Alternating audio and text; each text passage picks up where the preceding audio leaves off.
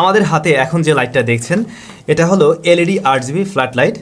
এই জিনিসটা কিন্তু IP65 সার্টিফাইড, মানে পানি টেনে ঢোকার চান্স খুবই কম। আউটডোরেও আপনি এটা চাইলে ব্যবহার করতে পারবেন। তারপরে এটা সরাসরি কারেন্টের সাথে লাইন দিলেই জ্বলে উঠবে, মানে আলাদা করে কোনো অ্যাডাপ্টার বা ওই ধরনের কিছু ব্যবহার করতে হচ্ছে না। এটা 50 ওয়াটের একটি লাইট এবং এইটার ব্রাইটনেস আসলে মারাত্মক রকমের ব্রাইটনেস। তো আমি বলবো যারা কিনা ব্যাকগ্রাউন্ডে কোনো লাইট ফেলতে চান তারা এটা ব্যবহার করতে পারেন। যেমন ধরুন এই যে আমার এখানে কিন্তু এই যে লাল একটা লাইট দেখা যায়, রাইট? এটা কিন্তু লাল না, পিছনের ওটার কালারটা হলো গিয়ে গ্রে, পিছনে যে কাপড়ের মতো যেটা রয়েছে ওটা গ্রে কালারের, বাট আমি লাইট দিয়ে কিন্তু একটা ডিফারেন্ট কালার টোন তৈরি করেছি। এপাশে হচ্ছে গিয়ে অরেঞ্জ আর এপাশে রেড, যার ফলে একটা ডিফারেন্ট কালার দিচ্ছে। আর এদিকে যেমনটা আপনারা দেখছেন যে একটু টিল টাইপের একটা কালার আছে।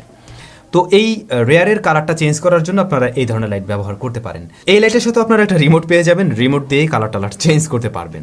আমি পার্সোনালি এটা ব্যবহার করি। ওই যে দেখুন পিছনে জ্বলছে, এই যে বড় লাইটটা দেখেন, ব্যাকলাইট হিসাবে এই লাইটটা আমি ইউজ করছি। এছাড়াও বিভিন্ন পারপাস ব্যবহার করা হয়ে থাকে, যেমন আউটডোরে ব্যবহার করতে পারেন, বাগানে ব্যবহার করতে পারেন।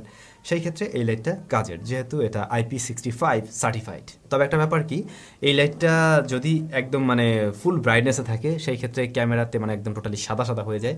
তো তখন আপনি কিছুটা ব্রাইটনেস কমিয়ে রাখতে পারেন, মানে 50 ওয়াটের আসলে প্রয়োজন হয় না।